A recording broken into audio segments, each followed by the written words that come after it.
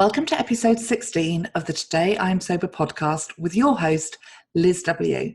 Today on the show, I'm joined by Jen Sugarmeyer, and we're talking about how you can reset your lifestyle in recovery. Now, Jen has an amazing book that she's got coming out in 2020 called Reset. And in this episode of the show, she shares a little bit about her experience, how she got into recovery, and how she's reset her life using her 5-step process. She's going to talk about how you need to recognize, eliminate, put structure in place to elevate and ultimately transform your life. I hope you enjoy the show. Let me know what you think, and I'll see you on the other side.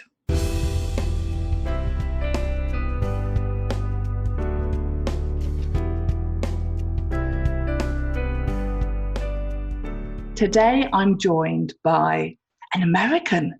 I know, listeners, we've actually got an American with us, and it's the lovely Jen Sugarmeyer. Now, Jen and I literally connected as a direct result of this podcast. And I think that's rather marvelous, isn't it? That you can start something with an intention of just creating joy, and it introduces you to new people across the ocean who you've never met before, who have also struggled in their lives and have come through the other side. So it's with great pleasure I introduce today Jen Sugarmeyer. Hi, thanks so much for having me. Oh gosh, honestly, I'm just so delighted you're with us today. It's marvelous. So tell us a little bit about yourself. Who are you? Where do you live? And what got you to the point you are today? Yeah, it feels a bit like a whirlwind when I look back at my life, which I think many of us can relate to. So, originally from the East Coast in the U.S., I'm from the Washington D.C. area, and I live in Dallas, Texas. I've been here for about 7 years now. And, I woke up one day and I looked at my face in the mirror and I had no idea who I was. And it was,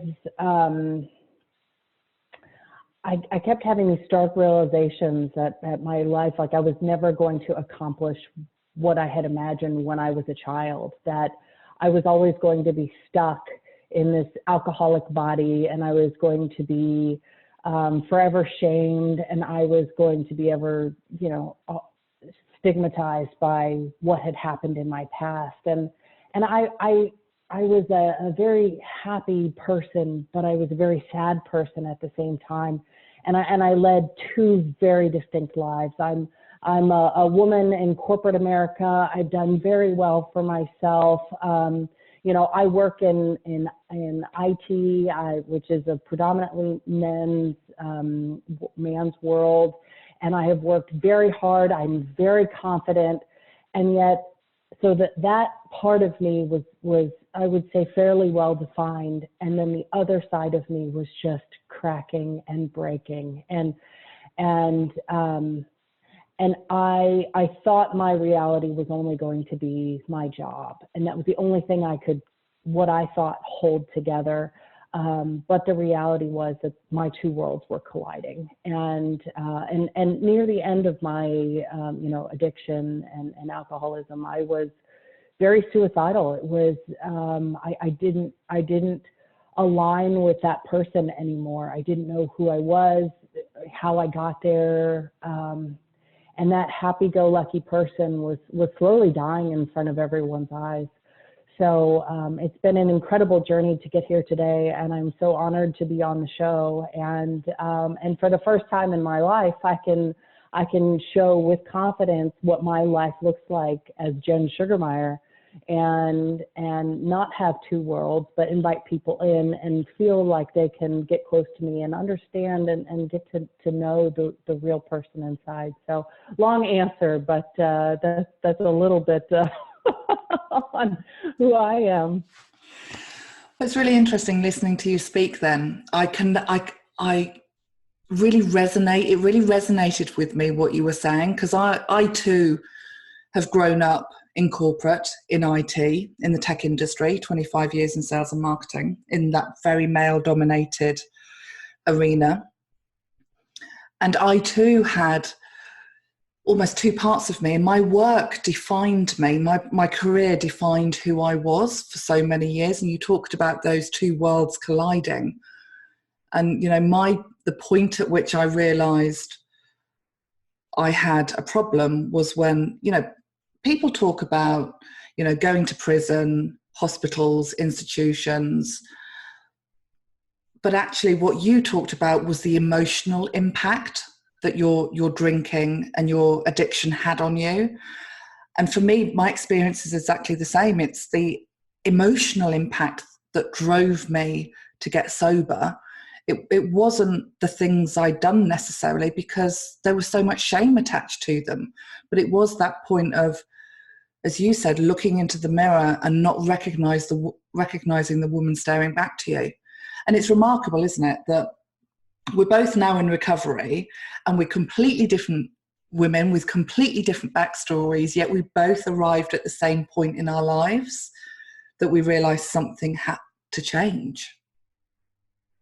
So in that moment when you're looking in the mirror and you don't recognize the woman staring back at you and those two worlds are colliding, as you so eloquently said, where did you go for help? How did you know that sobriety was something you wanted to kind of achieve or go for or try? I knew I had a problem with drinking probably when I was 18 or 19. And I had been, I had my first drink when I was 14.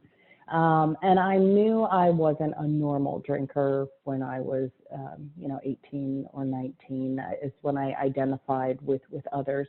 And so I was aware, but at that point in my life, it was college, it was fun, it was, I didn't really think too much. I didn't put too much thought into it. And it wasn't until probably, I don't know, somewhere along in my marriage, I got married when I was 24, almost 25, that I really started my drinking got really bad. And I knew that was something I should probably not be engaging in. I should be investing my time into my marriage, which I was not. And I think I used the alcohol as a crutch. And I didn't realize at the time, at that point, I never identified, I never said, oh, I'm an alcoholic and so I should stop. So I never, but I was aware that my drinking was getting bad. What I didn't know is that I was fueling a monster that I was breeding inside of me. And so it wasn't until I was about 30 that I said, this has to stop. I was completely out of control at that point. And I was in pain. It was going home every night, and it was having this dialogue as I'm leaving the office: drink, don't drink, drink, don't drink, drink, don't drink. And it became maddening. And so I really fueled this addiction for probably 10 years before I came and I said, this has to stop. And then it took me another 5 years to really, get on my knees and say, God, you have to take this, because I can't lead this journey. I'm doing a terrible job. And so I need you to take over, and we'll do this together. And God is a big part of my recovery. So it took a long time. It took a long time to first acknowledge that I had a problem. And then I kept trying to solve a symptom of the problem, and the symptom was alcohol. And that wasn't the problem. The problem was me. And what you talked about was the feeling aspect of it. You can try to solve for, try to fix a symptom, but if you don't solve the problem, then you're only putting a temporary Band-Aid, and one addiction is going to lead to another. And I'm an addict through and through. If it's not one thing, it's another. And so if I had, not addressed the problem, then and I had fixed the alcohol, then I would just be into something else now. And, and I struggle with that as an addict. I can take anything to the nth degree. But, it was a long journey, but it was really God standing by me, who was always there, that really helped me to get through to the other side, because me driving the ship was failure after failure after failure. I love that you said that, because often people say to me, oh my goodness, you're so strong-willed. The fact that you haven't had a drink for 6 years, it's amazing. Aren't you amazing? And I'm like, actually, this, me left to my own devices, drinks. My problem is I'm powerless over alcohol, and I need a power greater than myself. And like you said, it's, when you talked about effectively surrendering, and getting on your hands and knees and asking God to help you. I had that exact same moment. It was only when I said the same as you, I can't do this on my own, God. You have to be in charge, because I can't do this. And for me, that moment was, I was in a treatment centre, and they made us do steps 1, 2, and 3 from the Big Book of Alcoholics Anonymous. And I had to do the step 3 prayer and had to read it out loud. And I read it out loud in my room. I was actually, I don't know why, but I think I must have heard about it in a meeting. I got on my knees and read this prayer from the book. And then afterwards I stood up and I looked at myself in the mirror for the first time in a really long time. When you actually, and we talked about this a few moments ago, when you look in the mirror and actually look at yourself and look at yourself in the eyes, it was the first time I properly looked at myself and saw me back. And in that moment, like you, I knew I couldn't do this alone, and I needed the God of what I call the God of my understanding to help me. And that's a really powerful moment to experience, isn't it? I think of that as a spiritual awakening, because I've had I don't know about you, but my relationship with God prior to that moment was very up and down. And actually, in fairness, it's quite up and down today, but at least it's a stronger relationship than it ever has been before. But it's really empowering to say you're powerless. And it sounds so counterintuitive for a smart woman to say, I'm powerless. It's like, it's the antidote of everything I was taught as a child. I was taught I could do anything. I was, my mother was like, you can be whatever you want to be. You're not defined by your family, our circumstances. They wanted me to have a good education, and they wanted me to achieve whatever I wanted to achieve. So I always grew up with that anything is possible. But like you, I got to that point where I got to, left to my own devices, was miserable, hating myself and full of shame, and not being able to find a way forward, and wanting the world simply to stop. And you and I both know that's a really painful place to be, really painful.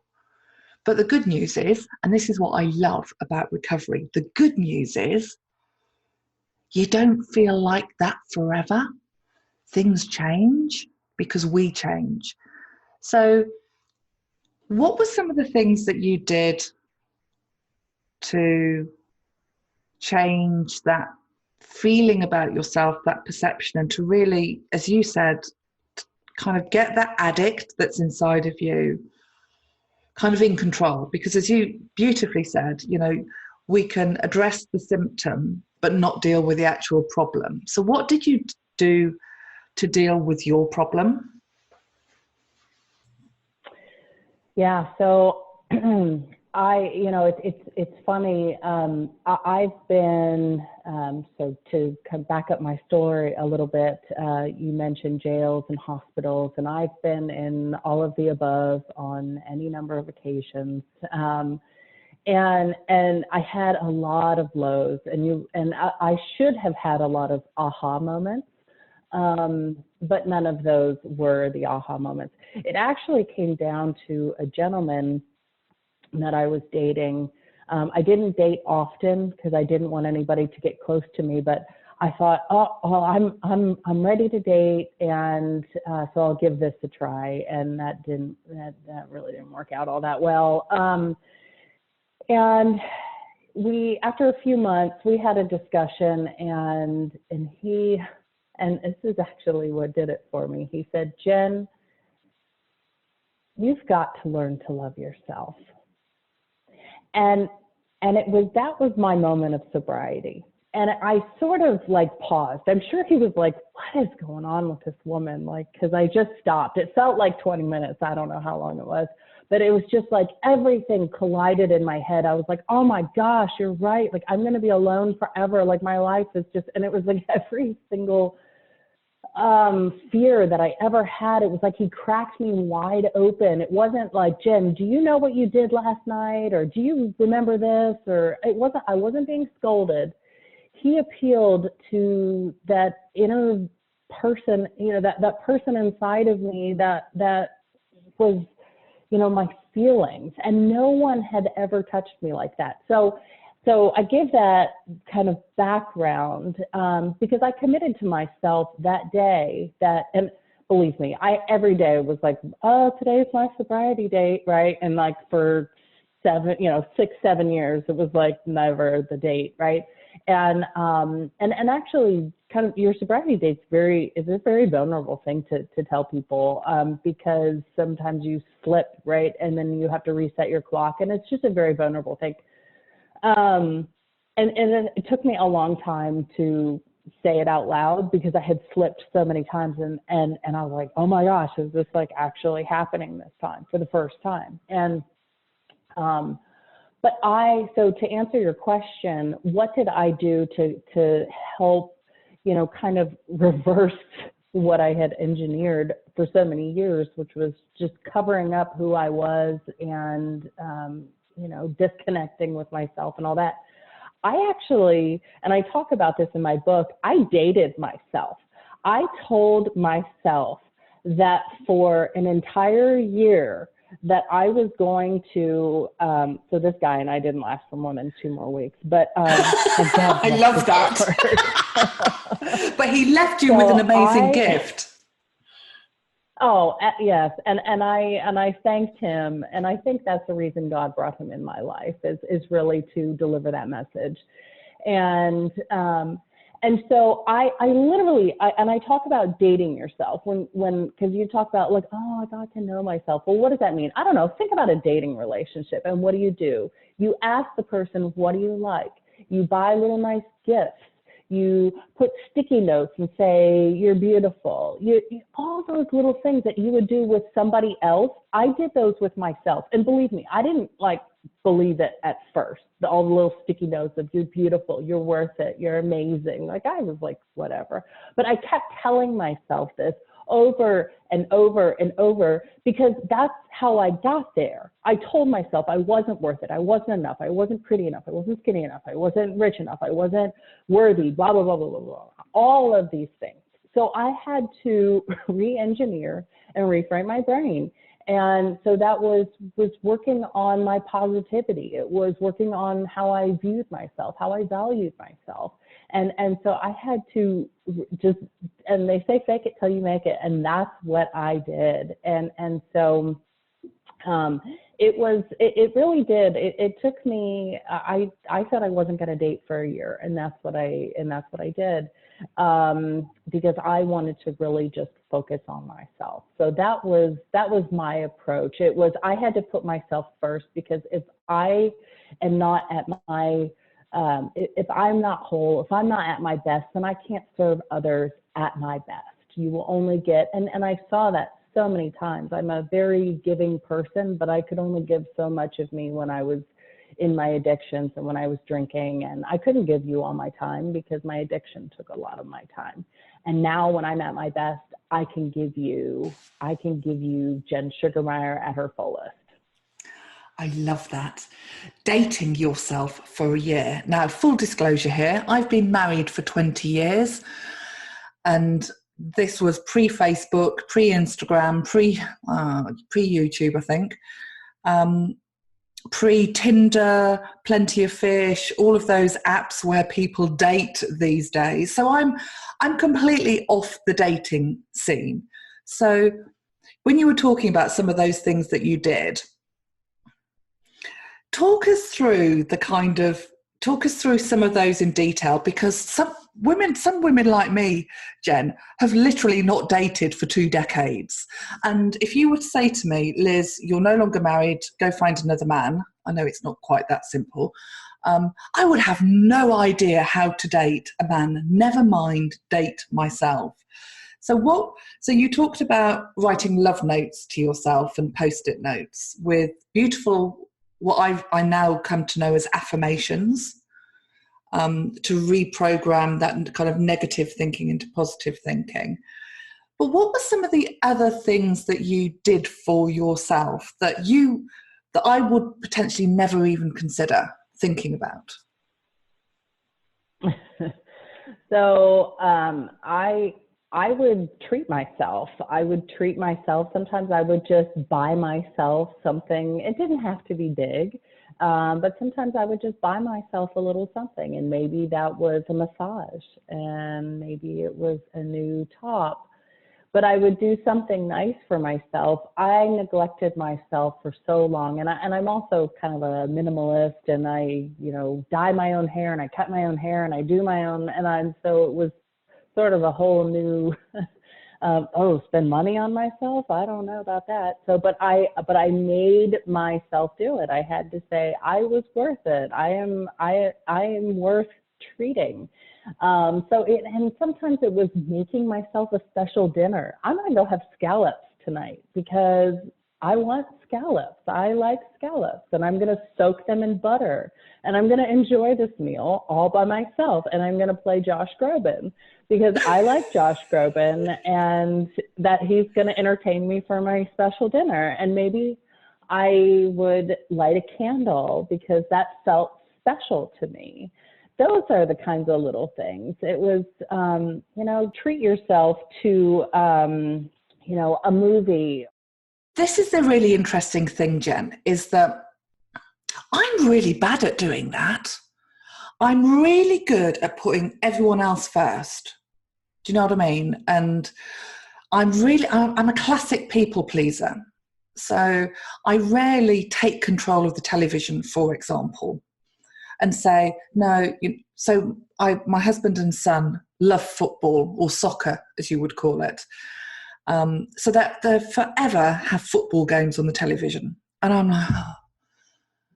And I kind of have accepted that that's their thing and they enjoy it, so that's okay. But sometimes I'm just like, do you know what? I just want to watch Say Yes to the Dress.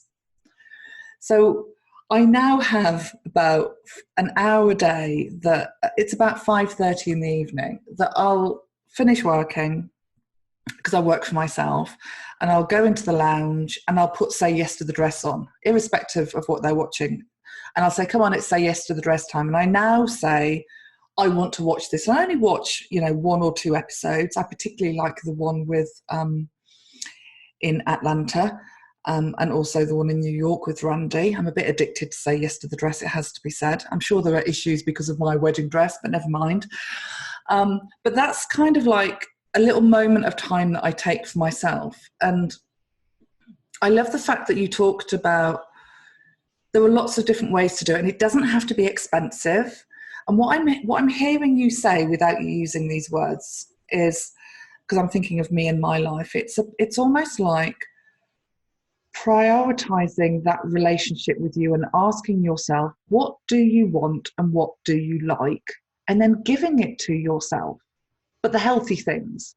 So if you like scallops and you rarely have scallops, well, I'm going to have scallops for dinner tonight, and I'm going to coat them in butter, and it's going to feel and taste delicious. And that is an act of love, isn't it? If you towards yourself by doing that. So what about those days when you didn't feel that you wanted to? Did you kind of like write down every single day the things that you'd done to love yourself, and then kind of reflect back on them, or think, oh, I haven't done anything today, I must do something today? How did that process work in terms of every single day having the discipline to prioritize yourself? Yeah, I think that's a fabulous suggestion of writing things down. I always encourage people to write things down, because when you can visualize, I think you can conceptualize things better. So one of the good things about being an addict is that we can take anything to the nth degree. And I think, I really like structure in my life. And one of the things that I talk about this in my book is, I'm very avid in the gym, and people ask me, what is my, what do I eat? What is my eating routine? What do I diet? What is my diet? And I always tell people, I don't diet. It's a lifestyle. And for me, I had to create a lifestyle. So tying this back to your question, I had to create a lifestyle where I was the focal point of that. And I had to really force myself at first until it became that routine. And I think, I don't know, they say 30 days to make a routine or something like that. But looking in the mirror every day, telling yourself that you are worth it, reading those Post-it notes, and I had trigger words. Oh my gosh,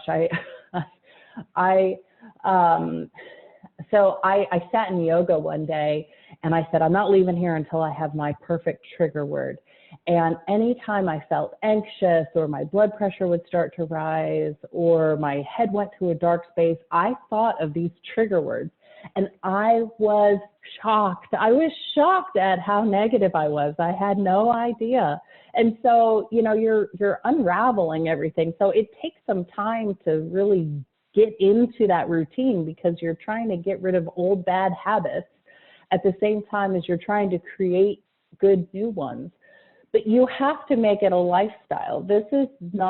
Sobriety is not like, oh, look, got sober one day, and then you just walk away from the things and the tools that you've done to get to where you are.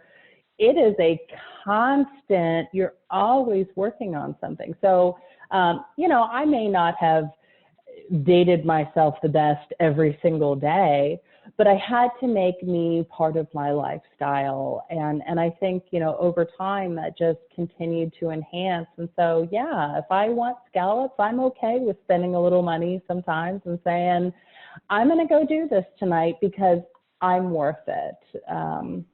So, yeah. I love that. I absolutely love that. And you're so right. It's I always thought when I first got sober, I thought, right, once I get to a year, I'll be okay. And I had these, like, when I get to a month, I'll be okay. I'll get to 2 months, 3 months, and they were always time based. But actually, for me, the time is kind of irrelevant now, and that's why this podcast is called Today I Am Sober, because I realised quite early on that the most important day in my sobriety is today. Because every single day I wake up and I have a choice. I have a choice. Do I want to drink or don't I want to drink? And for many years, I never had a choice. As you talked back to those maddening conversations that you would have in the car on the way home from work, I had those too. And it felt like I lost that power of choice over whether or not to drink. But the beauty of sobriety is it turns from being about the choice of drinking or not drinking to the choice of, will I look after myself today? Will I be kind to myself today? Will I be grateful today? Will I try and be kind for someone else? Will I try and make someone else smile? And I think for me, the beauty of sobriety is that journey of, whilst I'm very me focused, I'm now much more you focused. Do you know what I mean? I'm more concerned about what I can bring to a conversation rather than what I can take from it. You know, what can I bring to the, the cashier's life at the supermarket checkout? You know, when I'm paying for my, shopping, can I make him or her smile and laugh and say something kind to them and wish them a good day? Or do I just hurry through my life and forget those little micro moments? So I think I love being sober because it's opened up a world of possibility for me that never existed, because I didn't care before about the checkout staff. All I cared about was how many bottles I had in that bag. I didn't even care if there was any food in there. But it's just another micro example of the beauty. So listen, tell me more about your book. I understand it's called Reset and it's coming out in 2020. We'll make sure that our listeners can get on the wait list for the book, and we'll put that link in the show notes. But tell us more about this book. What else are we going to discover when we read it? Yeah, so I've actually trademarked. So Reset is really about resetting your life.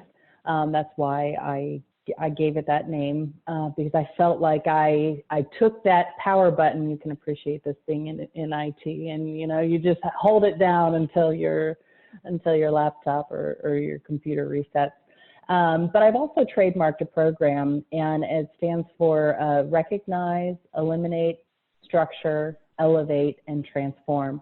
And so it's a 5-step process. Can you tell I'm a visual person, Jen? I just always have to visualize things. So it's reset. So R is for, what was R again? I'm writing this down.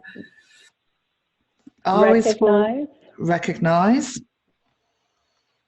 Eliminate. Structure. Oh, I love a bit of structure. Yeah. Elevate. And transform. Oh, transform. So can you talk us through those 5 steps briefly? Yes. Obviously, we don't want to spoil the book. So what I did when after I stopped drinking, I realized at some point I was sort of working my own program, and I didn't go out online and Google things. I didn't research. I had been in and out of enough, kind of programs myself that I, had at least had some kind of idea. But I realized I was working my own program, and it was very successful. I talked about some of the things like dating myself and having trigger words and the power of positivity. And what I did was I boiled everything down into about 17 chapters, where with Recognize, you have to say enough is enough.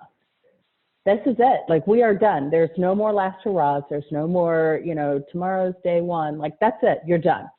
There are no more excuses. There are no more excuses that you're going to be making. I'm not going out to celebrate tonight, or I didn't have a bad day today, so I get to go drink. There's no more excuses. They're done. So that's kind of the recognizing part of it. Eliminating, I talk about minimizing. I was a minimalist before, but I really had to reduce my footprint even more. I had to take my life down to the basics. And if you think about a counter that is cluttered, and then if you have to go clean that counter, you have to take everything off and think about all the work. Well, if you only have a couple things on the counter, then it doesn't become overwhelming when you go to clean, right? So if you're able to visualize your life and it's not cluttered, it is so much easier to manage. And then what starts to crop up is what is purposeful, meaningful, and all of that. So that's as part of the eliminate. I'm not going through all 17 chapters, but structuring your life is I really harp on the power of positivity, and the ebbs and flows of, you talked about when you go to the grocery counter and you ask the lady how her day is going. I believe that there's this energy, and I was not in tune with energies before I went down this road. And I believe that there is this energy that exists, and what you are putting out there, you are getting back. And positivity is huge. Like attracts like. I have a whole chapter on that. And so I think it's very, we need to be aware of what we're putting out into the world. Boundaries. This is my favorite chapter. It's really, I think we need to put standards in our life and say, what are my standards? And I don't just mean like, I don't sleep with somebody on the first date. Like, I don't just mean that kind of standard, right? I think everybody has some level of standard in their life, but I had no idea how many boundaries I was missing in my life. And so because I didn't have those, I just dealt with everything that came along. And now I'm like, I'm number one. And so because that's my standard, that allows me to put boundaries in my life. And or hey, I need to get sleep. And so that helps me put boundaries in my life. And so I went through and I had to create what my standards were. And sometimes you don't know until you go through a situation, but then you reflect and all that. Elevate, I do talk about God as part of my my program. Let's see what else is in Elevate. It's I would have to look at the book, but God is in the Elevate, and Transform. Transform is really interesting. It's kind of one big long, and it's how you create kind of that lifestyle that we talked about, and pulling on those trigger words, how you keep up, instead of reverting back to your old self. Because I think sometimes we just, like when you're, like if you ask me what I learned in high school, I'm like, I don't know, I just learned it once and then I brain dumped it and that was that. You can't just brain dump what you're learning. We're talking about and it might not even be sobriety. It could be you're trying to better yourself or whatever you are trying to make a change in your life. If you just read something and then put it back on the shelf and you don't make that as part of your lifestyle, then you're at risk to revert back. And so I want everyone to be successful. So Transform is really tips and tricks on how to keep your life on track. So that's what the book is. So Reset is recognize, eliminate, structure, elevate, and transform. The book is called Reset. It's really kind of resetting your life and using those 5 principles. And I love that because you when you were talking about being at the gym, you were saying this isn't a diet, it's a lifestyle.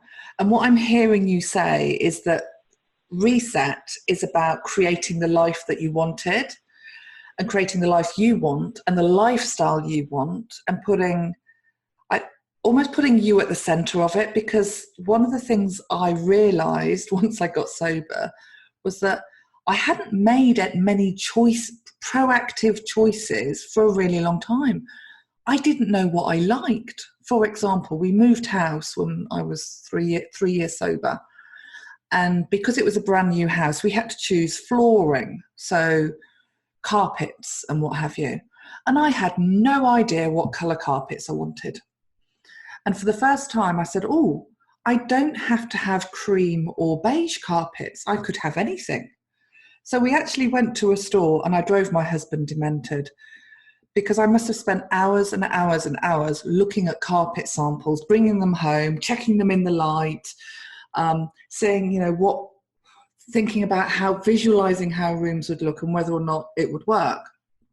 And I remember saying to some girlfriends, why am I finding it so difficult to choose carpet? This is ludicrous. Why is it so hard to choose carpet? And she said, Liz, you have no idea what you like, my love.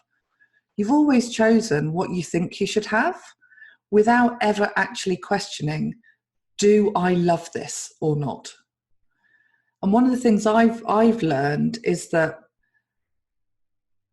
I'm almost childlike in lots of ways that I never appreciated. Even though I'm now a 47-year-old woman, I actually often feel like I'm a 6-year-old. I'm as, many years older than I am sober, and I'm kind of questioning, what does Liz actually really like?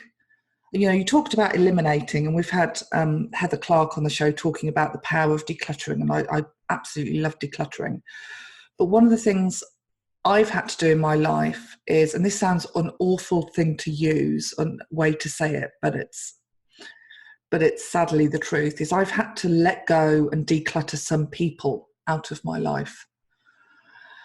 So when you're eliminating people, that sounds really harsh, doesn't it? When you say, oh yeah, I'm decluttering that person from my life, they're no good for me, they're gone.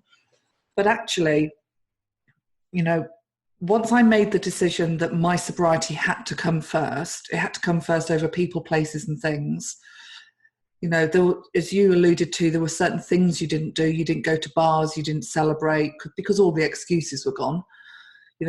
Sadly, I've lost friendships and relationships as a result of me being sober because I've changed.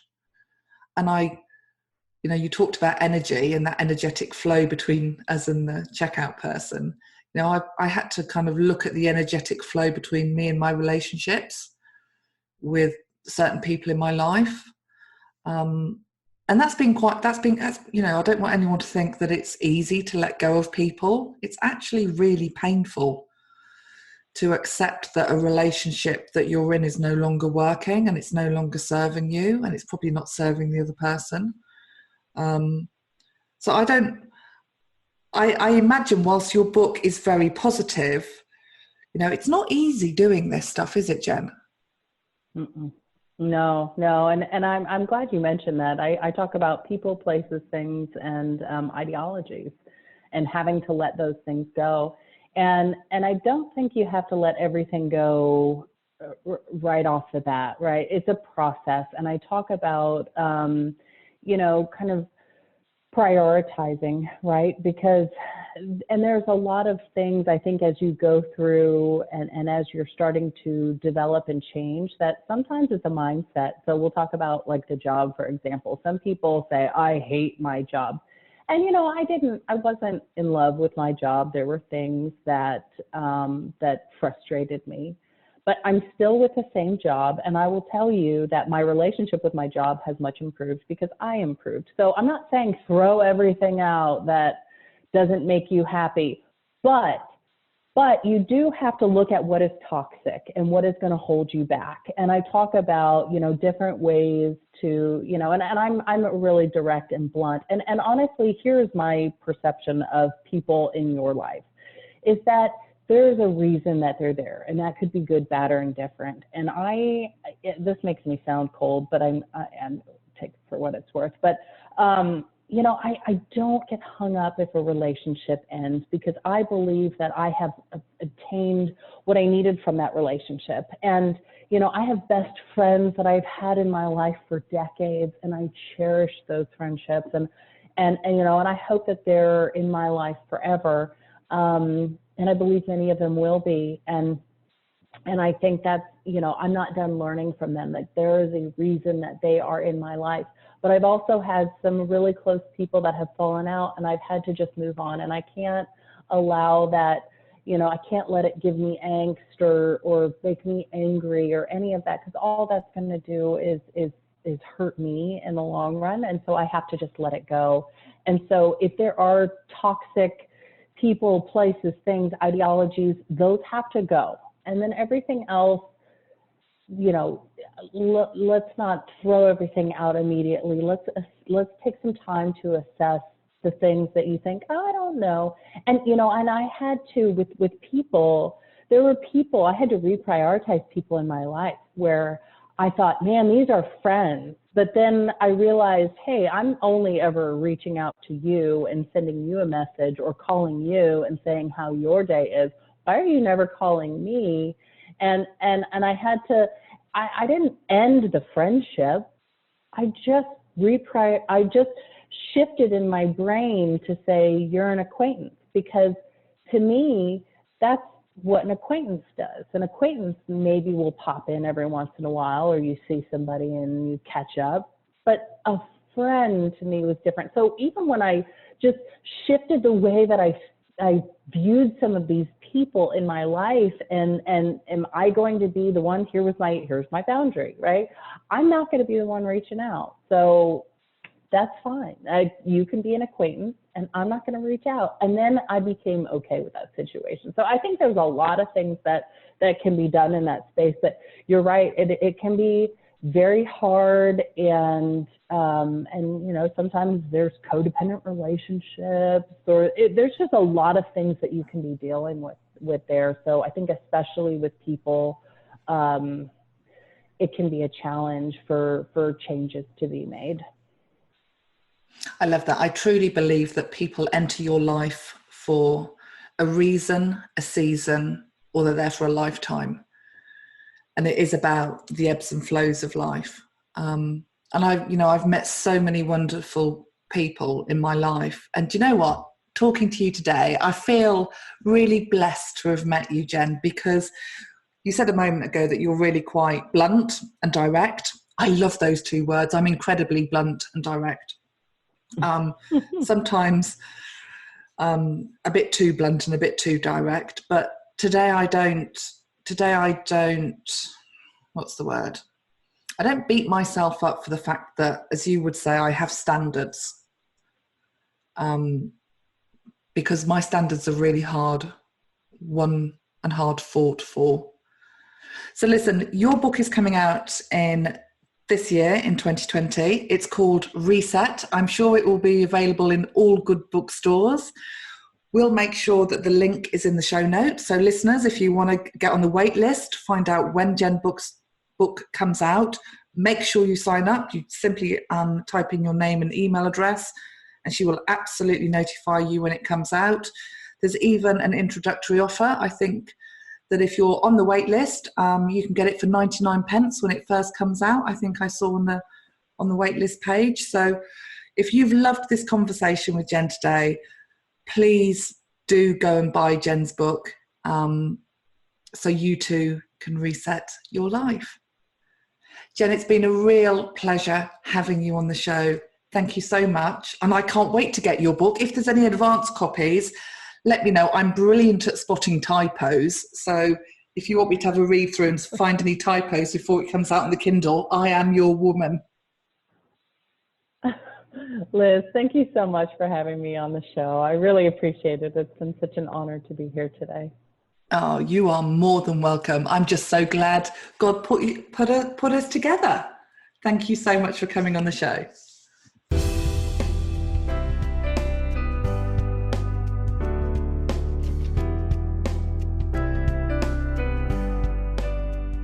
Thanks for listening to this episode of the Today I Am Sober podcast. I hope you enjoyed it.